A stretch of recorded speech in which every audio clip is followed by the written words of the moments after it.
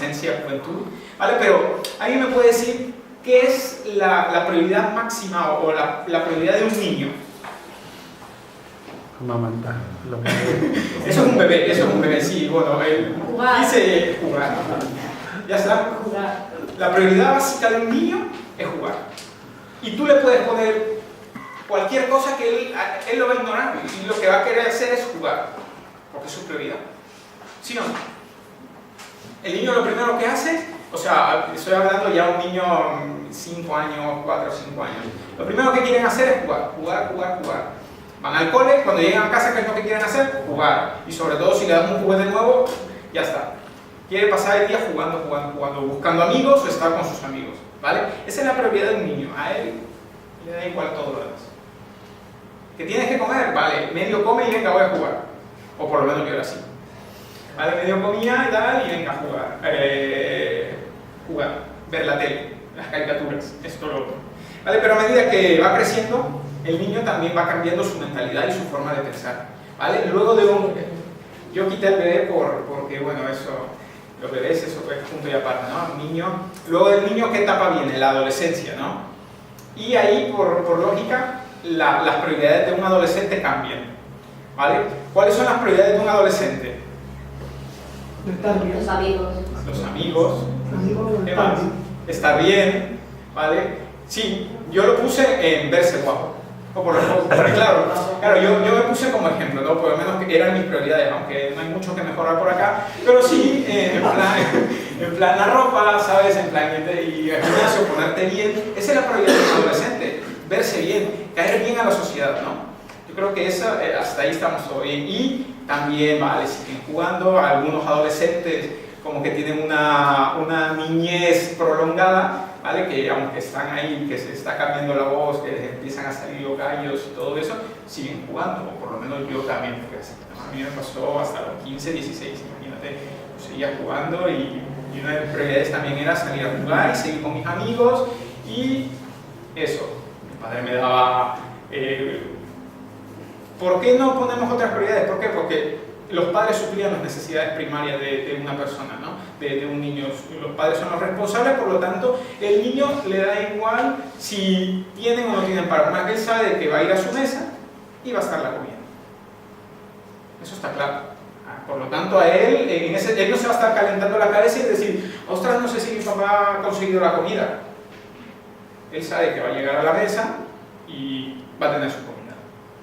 Él no se va a calentar la cabeza y decir, tengo que ir a estudiar. Él sabe de que su padre lo va a inscribir en el colegio o en lo que sea y él todos los días va a ir a estudiar. Por lo tanto, no se calienta mucho la cabeza.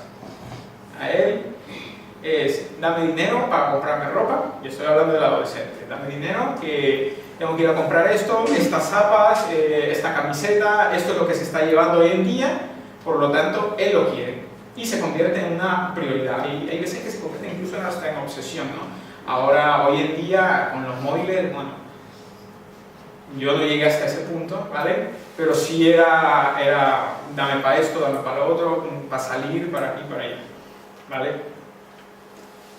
Luego de la adolescencia viene lo que es ya la juventud, ¿no? Es otra etapa, la otra etapa de una persona, ¿no? Y en la juventud cambia totalmente, o esperemos, ¿no? Haya cambiado totalmente su manera de pensar y sus prioridades. Ahora en la juventud, ¿vale? ¿Quién me puede decir cuál es la prioridad? Una de las prioridades máximas de un joven. Encontrar trabajo. Encontrar trabajo. La fiesta. Eso es lo que ahí está. Yo creo que la prioridad máxima antes de buscar un trabajo es planificar su futuro. En este caso los estudios, ¿vale? Y yo lo puse, él está en una etapa, ¿vale? Donde es una incertidumbre el hecho de que, ¿qué es lo que quiero ser?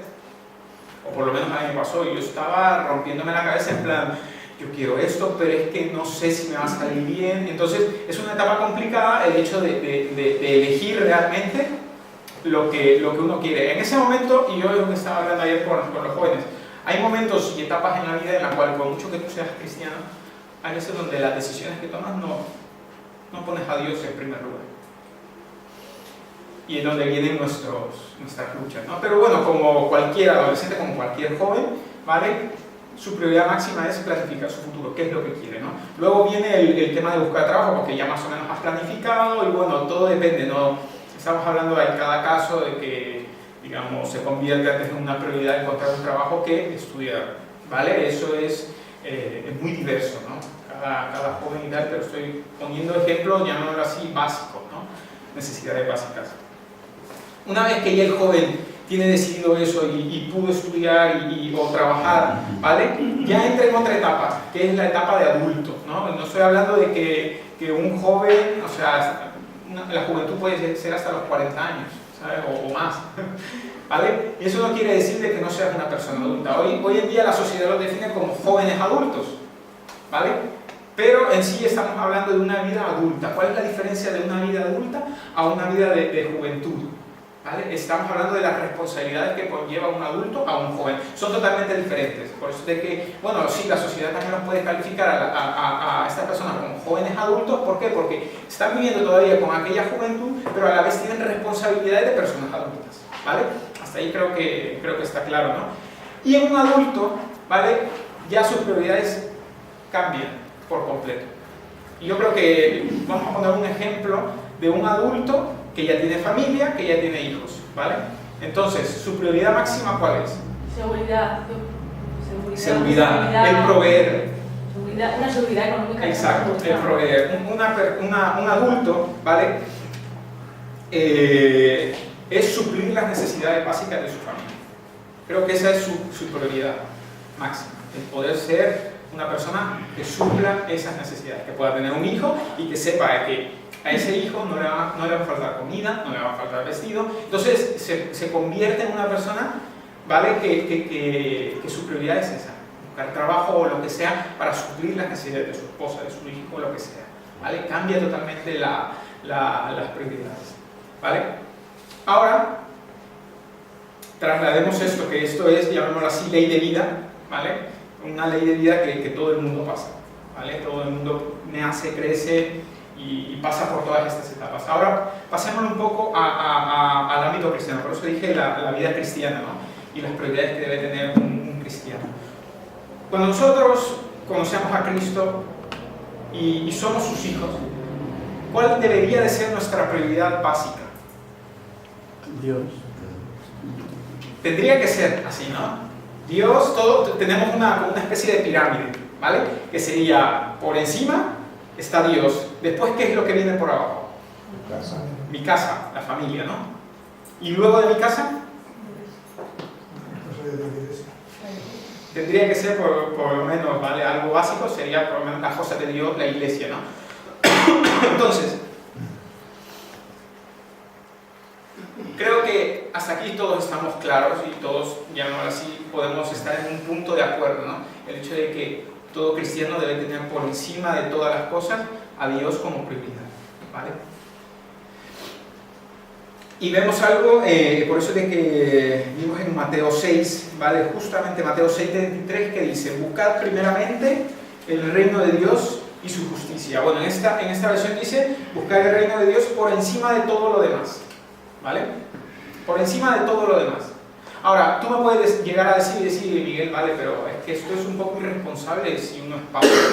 Si uno es padre, lo primero que tiene que hacer es buscar la seguridad de su familia, por ejemplo.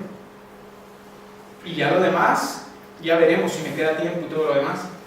Pero si Dios dice, Dios nos está enseñando, Jesús nos está enseñando aquí, y dice, primeramente, busquemos el reino de Dios y su justicia, ¿vale? Y el reino de Dios, ¿qué es lo que significa? El reino de Dios significa la soberanía de Dios en nosotros. Eso es lo que es el reino de Dios y su justicia. Busquemos Romanos 14:17, por favor. Si alguien lo tiene, si lo puede leer, mejor.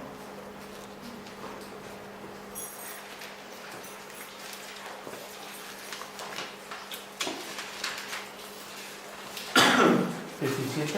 14:17, sí. Sí. Dice: porque el reino de Dios no es comida ni bebida, sino justicia y paz y gozo en el Espíritu Santo. Eso es el reino de Dios. Entonces aquí, por lo menos a mí, ¿no? Te rompe un paradigma. Te rompe el hecho de decir, vale, Entonces no tengo que buscar yo un mejor futuro para mi familia. No te está diciendo eso. Lo que te está diciendo la Biblia aquí en Romanos 14 te está diciendo qué es el reino de Dios. Jesús te dice, primero, busca el reino de Dios, ¿vale? Y todas las demás cosas vienen por añadidura. Pero después vemos que Pablo nos enseña qué es el reino de Dios. ¿Y qué es el reino de Dios? Dice en el versículo 17, el reino de Dios no se trata de lo que comemos o lo que bebemos, sino de llevar una vida de bondad, paz y alegría. ¿Con quién? Con el Espíritu Santo. ¿Vale? Tenemos que ser capaces de reconocer y discernir entre lo que es temporal y lo que es eterno. Si Dios no está en primer lugar en nuestras vidas o como prioridad en nuestras vidas, lo demás, o sea, la causa de eso, la causa empieza a ser un desastre. Es lo que hablábamos en un poco el viernes, ¿vale? Que estaba compartiendo Salva. El hecho de poder tener a Dios en la ecuación, ¿no? El hecho de poder poner a Dios como el eje de nuestra vida, en este caso de los matrimonios, ¿no? De poder poner a Dios como el eje del matrimonio, en este caso de la familia. Si nosotros ponemos a Dios realmente en primer lugar, ¿vale? Si tenemos a Él como prioridad, todas las demás cosas caen por su propio peso. Esto no quiere decir de que yo voy a ser una persona irresponsable en no buscar trabajo. No, yo me voy a dedicar a orar y a ver si vale. Pero es que no es así. O sea, lo primero que tienes que hacer, está claro de que sí, ponerle a Dios esa necesidad y ponerlo a Él primeramente. Y Dios te va a abrir puertas para poder suplir las necesidades. Busquemos las cosas de arriba, ¿vale? Acompáñame a Colosenses 3:1, por favor.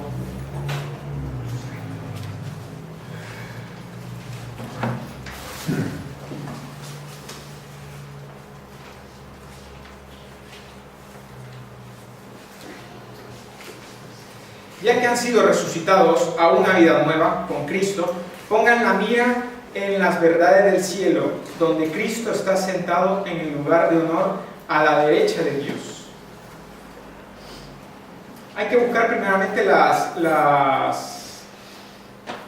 cosas de arriba, ¿vale? Buscar primeramente y tener la mirada puesta en Dios, ¿vale? Podemos ver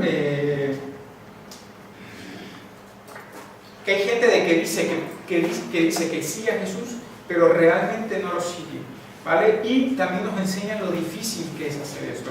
Si me acompañan así me lo pones ahí, Dani, Lucas 9, por favor. Vamos a ver un ejemplo muy claro. Lucas 9, del versículo 57 al 62. Es una historia, ¿vale? Que todos la conocemos. Lucas 9.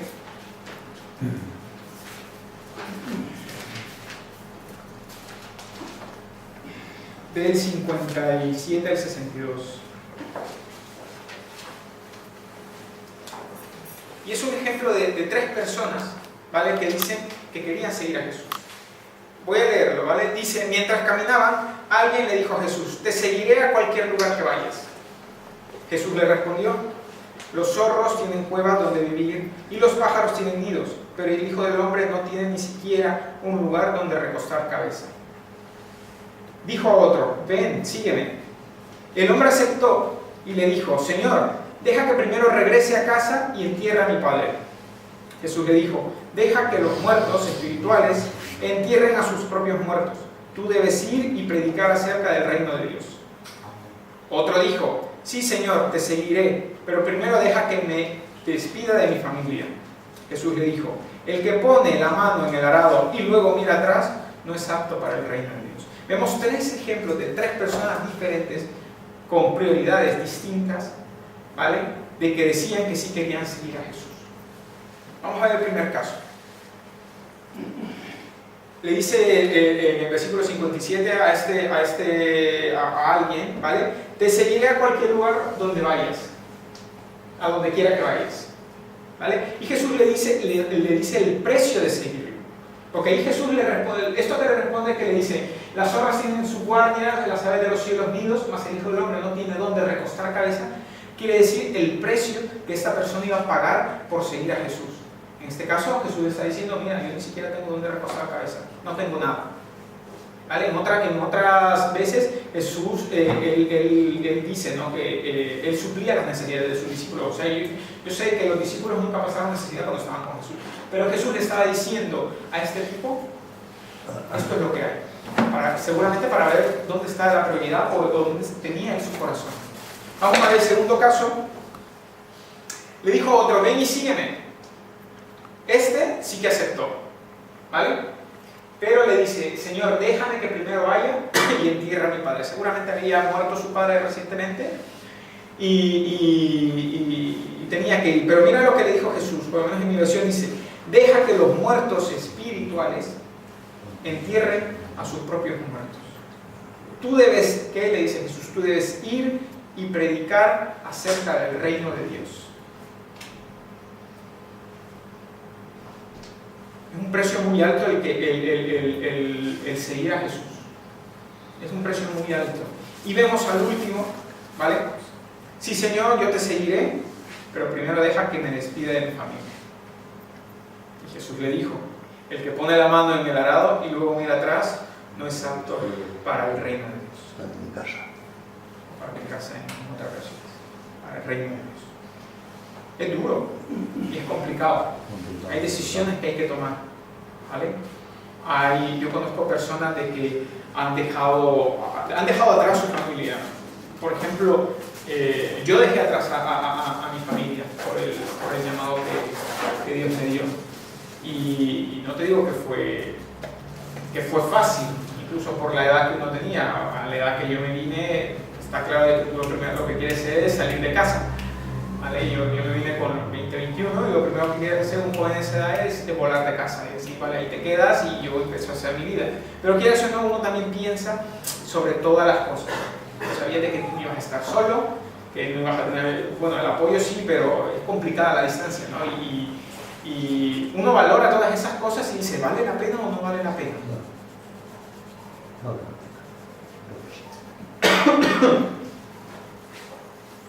Quiero que veamos otro caso, igual en Lucas, pero el capítulo 18. ¿Vale? Esta historia la conocemos sobradamente, la del joven rico. ¿Vale? Versículo 18.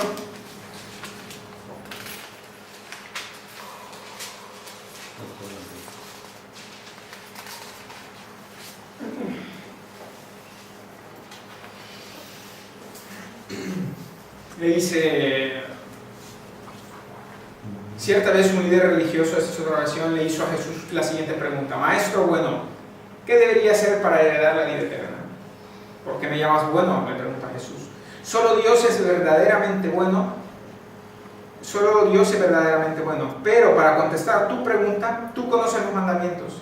No cometas adulterio, no asesines, no robes, no des falso testimonio, honra a tu padre y a tu madre. El hombre le respondió: he obedecido todos estos mandamientos desde que era joven. Cuando Jesús oyó su respuesta, le dijo: hay una cosa que todavía no has hecho.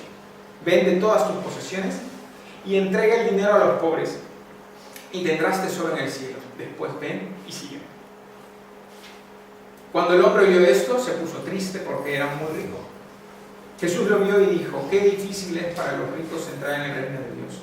De hecho, es más fácil que un camello pase por el ojo de una aguja que un rico entre en el reino de Dios. Seguimos viendo, ¿no?, el hecho de lo difícil que es. ¿No? Y sobre todo para una persona que, en este caso, dice la Biblia que era muy rico, que tenía muchas posesiones. Pero Jesús seguramente no quería que realmente hiciese todo eso, de dejarlo en la calle, en plan miserable. No. Hoy en día imagínate una persona que, por ejemplo, no sé si habéis escuchado el testimonio de Colgate, bueno, algo había escuchado, de que el tío, en lugar de dar el 10%, él daba el 90% y él se quedaba con el 10%. Ahora mira cómo Dios lo bendijo. Dios no te está diciendo realmente de que vendas todo y ya quédate en la calle para ayudar a los demás. Dios no te está diciendo eso. No te está diciendo que seas muy irresponsable tampoco. Pero lo que sí te está diciendo Dios es, ¿dónde tienes? Y por eso vimos en el versículo 24 del capítulo 6, ¿dónde está tu corazón? Y ahí por eso de que Dios dice en Mateo 6, ponme Mateo 6, versículo 24, ¿vale? Y ahí yo creo que está la clave para lo del joven rico.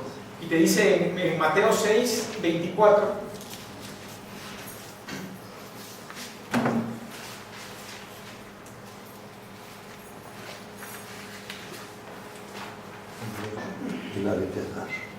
ninguno puede servir a dos señores. ¿Por qué? Porque o aborrece a uno y amará al otro, o estima al uno y menosprecia al otro. No podéis servir a Dios y a las riquezas. Hay gente que es esclava del dinero. Entre más tiene, más quiere, y una obsesión. Yo veía esta caricatura al rico MacPato, no sé cómo lo llamaban aquí, tío qué. Tío MacPato. Tío MacPato. Bueno, pues tío MacPato. Tío Gilito. El Gilito, no sé, es que para mí era MacPato. Vamos. Pues el tío Gilito, yo recuerdo en la caricatura que el tío venía, se zambullía en su piscina de monedas y el tío contaba todas las monedas. Si le faltaba una, yo no sé cómo lo hacía en la caricatura, pero sabía cuando le faltaba una sola moneda. Y hay personas que son así, ¿eh? A lo mejor no tienen la piscina del tío Gilito, ¿vale? De esa bóveda enorme de tanto dinero, pero por €1, a veces que pegan el grito en el cielo. €1 no te va a hacer ni más pobre ni más rico. Está claro de que hay personas que saben muy bien administrar su dinero y qué bueno por esas personas. Qué bueno por esas personas que saben administrarlo muy bien, ¿vale? Pero una cosa es que el dinero trabaje para ti y otra cosa es que tú trabajes para el dinero. Entonces Jesús aquí le está diciendo al joven rico, haz esto, pero lo hizo para probar realmente el corazón que tenía este joven. Y el joven se entristece. En otras ocasiones vemos de que cuando le dice eso, decae su semblante y no puede hacerlo. No entendió lo que Jesús le dijo. No entendió. Se quedó con esto de que vende todo y dáselo a los pobres. Se quedó con eso. Y eso ya va a ser que no, ¿eh? Ahí sí que, por ahí no voy, Señor. Pídeme lo que quiera. Yo cumplí los mandamientos y tal. Jesús quería que ese chico fuese más allá. Buscar las cosas de arriba, ¿no? Lo que estábamos viendo en Colosenses, ¿no? Y buscar las cosas de arriba es contender por las cosas divinas, ¿no? Las cosas que alimentan el alma. ¿Vale? Vamos a 1 Corintios 13, nuevamente. 1 Corintios.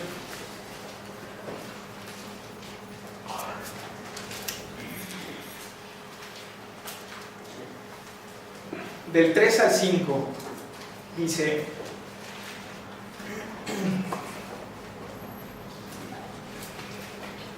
si diera todo lo que tengo a los pobres y hasta sacrificara mi cuerpo, podría jactarme de eso, pero si no amara a los demás, no habría logrado nada. Ahí podemos ver lo que realmente Jesús le estaba pidiendo a este joven.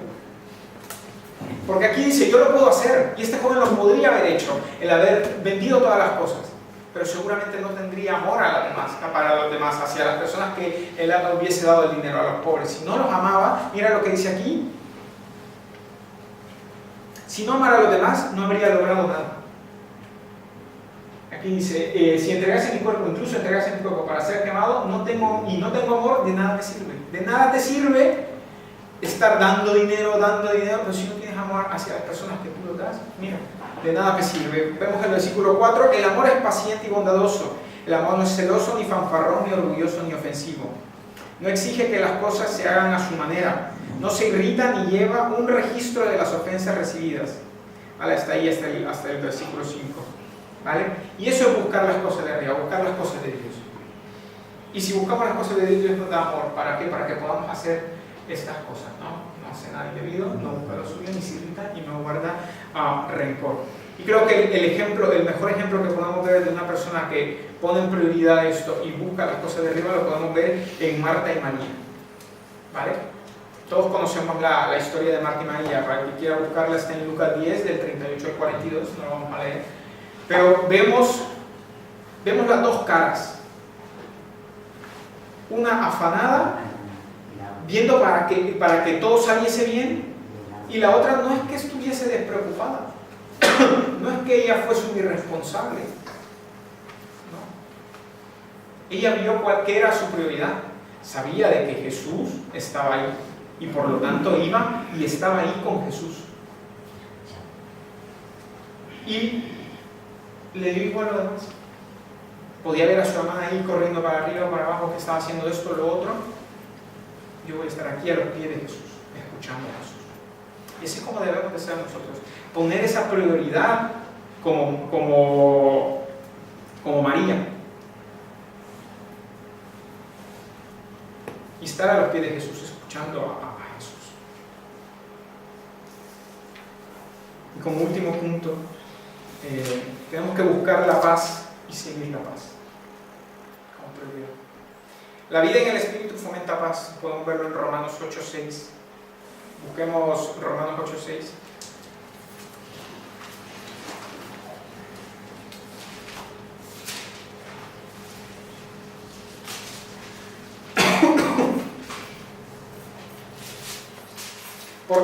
Por lo tanto, permitir que la naturaleza pecaminosa les controle la mente lleva a la muerte, pero permitir que el Espíritu Santo les controle la mente lleva a la vida y a la paz. Pero ¿cómo podemos llegar a esto? A que el Espíritu realmente controle nuestra vida, poniéndola a Él como primer lugar y como prioridad. Amén. Así que quiero dejaros esto, una especie de ejercicio, ¿vale? Esto no hace falta que me lo digan ni nada por el estilo, pero si lo podéis anotar y hacer este ejercicio estaría muy bien. Primero, yo lo hice, ¿no? Preparar una lista con todas las cosas que nos preocupan, con todas nuestras preocupaciones, ¿perdón? Y poder hacer esta lista, pero de una manera sincera, ¿no? ¿Qué cosas nos están preocupando? Pum, anotarlas. Si nunca lo has hecho, ya te digo yo que es un buen ejercicio. Poner y hacer un listado de las cosas que nos están preocupando, o que más me preocupan, ¿vale? Y segundo, descubrir qué cosas son las esenciales en mi lista. Y luego ponerle un número o una prioridad, ¿vale? Primero o sea, así un poco a saco, poner las prioridades, las cosas que me preocupan. Una vez que yo ya tengo identificada esta lista, ¿vale? Buscar realmente las esenciales, ¿vale? Porque puedes poner como una cosa que me preocupa, un adolescente puede poner, no tengo tal juego, ¿vale? Un videojuego, no lo tengo, y bueno, cuando ya empiezas a comparar la lista y a ponerle prioridad, dices, bueno, esto no es prioridad. Entonces, y ponerle un número, ¿vale? De prioridad. Y luego, lo que tenemos que hacer es pensar cómo ordenar mi vida para que la decisión que deba tomar no sea una ficción. ¿Qué quiero decir con esto? Esto es un poco raro, ¿vale? Cuando estaba pensando así, dije, uy, ¿cómo? ¿Por qué? Porque hay veces que nosotros tomamos decisiones de manera ficticia. Y realmente no tomamos la decisión correcta. O la tomamos y pensamos que va a ser así, pero realmente no va a ser así. ¿Vale? Por eso es que digo, para que la decisión que debamos tomar no sea una ficción, sino que sea una realidad, la decisión, ¿vale? En este caso estamos hablando de poniendo a Jesús antes, ¿no? Y número 4, dedicar tiempo para orar, ¿vale? Dedicar tiempo para orar sobre esas necesidades, sobre las cosas que nos están preocupando, ¿vale? Y comenzar a cumplirlo con empeño, sacando cada día de nuestro interior las interferencias, ¿vale? A las prioridades que yo me estoy fijando. ¿Por qué? Porque quieras o no, el día a día interfiere, es como una distorsión y que nos distorsiona nuestro pensamiento, ¿vale? Esas preocupaciones que tenemos, esas cosas que nos están comiendo la cabeza, ¿vale? Distorsionan realmente y hacen una interferencia cuando yo estoy orando incluso. Es tan molesto cuando tú estás escuchando la radio y hay otra señal que hace interferencia, que es molesto, que revienta o que está y que casi no se escucha la radio. Es molesto. Imagínate y pensemos un poco y hagámoslo un poco de esta manera. Tú estás orando con Dios, tienes tu comunicación ¿vale? Pero en ese momento entra una interferencia aquí y empieza y Dios te está diciendo, vale, sintonízate bien, que como que no te estoy escuchando. A ver, muévete por aquí, muévete por allá, haz esto, lo otro, porque no te estoy escuchando. Y es eso. Estas cosas en las que intervienen, que es nuestra mente, ¿vale? Están interfiriendo realmente en la oración. Y muchas veces decimos, pero Dios, ¿por qué no me escuchas? Es que no te escucho bien. Te puede decir, yo no te estoy escuchando, si es que me estás orando, pero te has puesto en modo automático, hablar, y tu cabeza está pensando en otra cosa. A mí ya me ha pasado, en plan, tú estás hablando, pero, pero realmente tu mente está en otro sitio. Y cuando te pones a pensar, dices, ostras, ¿qué estoy haciendo? A mí me ha pasado, y por eso hay que intentar, es complicado, hay que intentar quitar cualquier tipo de distracción, cualquier tipo de interferencia cuando yo estoy orando. ¿Vale? Por eso de que ya es como el último consejo, ¿no? De poder quitar cualquier tipo de interferencia en nuestra cabeza para que nuestras oraciones sean efectivas. Amén. Así que yo me quedo con eso, ¿no? Primeramente busquemos el reino de Dios, busquemos las cosas de arriba y busquemos la paz. Y sobre todo pongamos a Dios como prioridad máxima en nuestra vida. Lo que te estoy diciendo no es de que seas muy responsable y que esté 24/7 en la iglesia que... No te estoy diciendo eso. Estoy diciendo que poner a Dios como prioridad quiere decir que todas las cosas que nosotros vayamos a emprender lo hagamos como para Dios. ¿Vale? Eso es poner a Dios como prioridad. Que yo me levante y diga, voy a trabajar, ¿vale? Y diga, vale Señor, lo haré de tal manera que a ti te agrada. Y eso es poner a Dios como prioridad. Voy a estudiar, vale Señor, voy a estudiar y voy a esforzarme al máximo porque yo sé que eso te va a agradar a ti.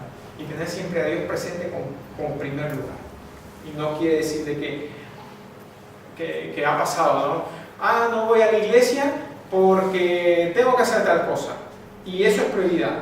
Entonces, claro, ahí directamente le están dando prioridad. Y decimos que Dios es nuestra prioridad. Y nos llenamos la boca en decir, sí, Dios es mi prioridad. Cuando hay momentos en los claves de que tienes que realmente demostrar si Dios es prioridad, no lo es. Tiempo hay para todo. Para todo hay tiempo. La cuestión es saber organizarnos. Y poner a Dios eso. Donde Él se merece. No es donde querramos ponerlo. No, es donde realmente Él se merece. Amén. Amén. Inclinamos nuestros rostros y oramos. Señor, te damos gracias por esta palabra, Dios. Tú sabes que antes que nadie ha sido que tú me has hablado a mí primero, Señor. Y ayúdanos, Señor, porque es complicado, Señor.